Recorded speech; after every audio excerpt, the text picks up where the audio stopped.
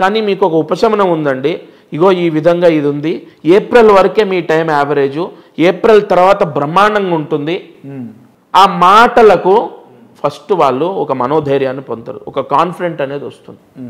జ్యోతిష్యం అనేది ఇప్పుడు భవిష్యత్తు గురించి నేను కూడా చెప్తా. లక్ష్మీకాంత్ శర్మ గారు ఇంకా 3 నెలల తర్వాత మీ జాతకం బ్రహ్మాండంగా ఉంటుందని నేనంట. ఓకే, ఏమన్నది నేను కూడా చెప్తా. అంటే ఆ ఆశతోనే నేను ముందడిగేస్తా.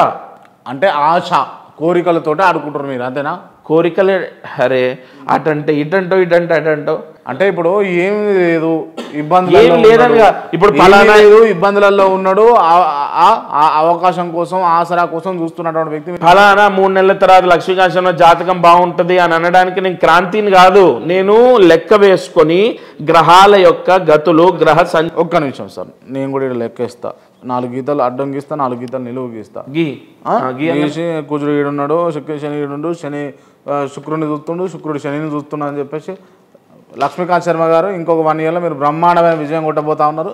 మీ ఇంటి ముంగట మొత్తం ఒక 1000-2000 మంది క్లయింట్లు ఉంటారు ప్రతిరోజు అని చెప్తా. అది లెక్క, నువ్వు అది చేయలేవు, ఎప్పటికీ చేయలేవు. ఎందుకంటే నువ్వు జస్ట్ ఒక క్వశ్చన్ అడగడానికి వాటిని ఉదాహరణలుగా తీసుకొని ఇష్టం వచ్చినట్టు మాట్లాడుతున్నావు తప్ప సబ్జెక్ట్ అది కాదు.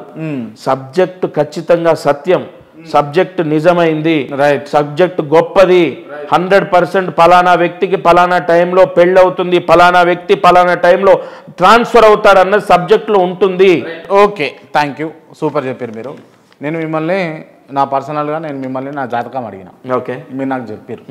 నేను మిమ్మల్ని అంటే ఇంక 2-3 అడిగిన, వాళ్ళు కూడా నాకు చెప్పారు. ఓకే, మీరు చెప్పింది చెప్పినా అంటే లక్ష్మీకాంత్ శర్మ చెప్పినట్టు ఇంకొక శర్మ చెప్పలే, ఇంకో శర్మ చెప్పినట్టు ఇంకొక పంతులు చెప్పలే. అంటే 3 రీతుల్లో చెప్పారు అంటే ఇది శాస్త్రం తప్ప, చెప్పేటటువంటి జ్యోతిష్యులు తప్ప? 100% జ్యోతిష్యులే తప్ప. ఎందుకంటే ఇందులో ఎవరు తప్ప? మరి మీరు తప్ప, వారు తప్ప, ఇంకొకరు తప్ప? చెప్తా. ఇప్పుడు నేను మీ ఛానల్ గురించి ప్రీవియస్ ఇంటర్వ్యూలో ఈ స్థాయిలో ఇట్లా వెళ్తుంది అని చెప్పాను. అదే టైంకి వందలాది ఛానళ్ళు ఉద్భవించినాయి. వాళ్ళందరి విషయాల్లో లేనటువంటి నీ ఛానల్లో నీ జాతకం, నీ లగ్నం, నీ దశమ స్థానాన్ని బట్టి చెప్పింది యాక్యురేట్గా జరుగుతుంది. మీ ఛానల్ యొక్క స్టేజ్ డే బై డే మారుతుంది.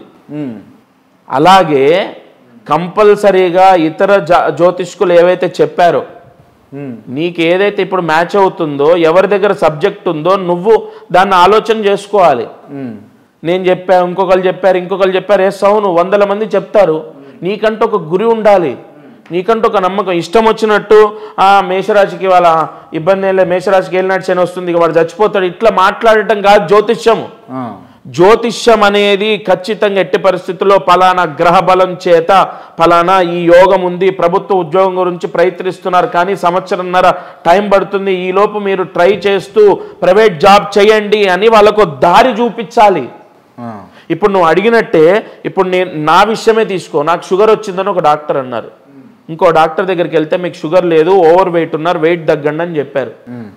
అలాగే అదే విషయం ఇంకో డాక్టర్ని అడిగితే సేమ్ అదే చెప్పారు. నేను ఇక్కడ ఎవరు ఎక్కువగా అంటే ఒక వ్యక్తి చెప్పినటువంటిది ఇంకో వ్యక్తి డాక్టర్కి సంబంధం. ఇప్పుడు షుగర్ వచ్చిందా లేదా అంటే షుగర్ టెస్ట్ చేసుకుంటే సరిపోతుంది.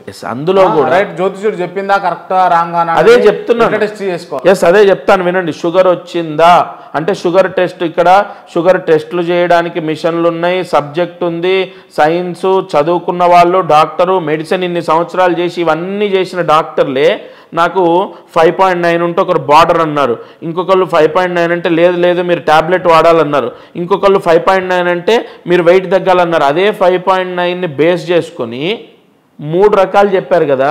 అన్నీ ఉన్నటువంటి ఈ సబ్జెక్టునే సరిగా ఎక్స్ప్లెయిన్ చేయలేకపోతున్నారు.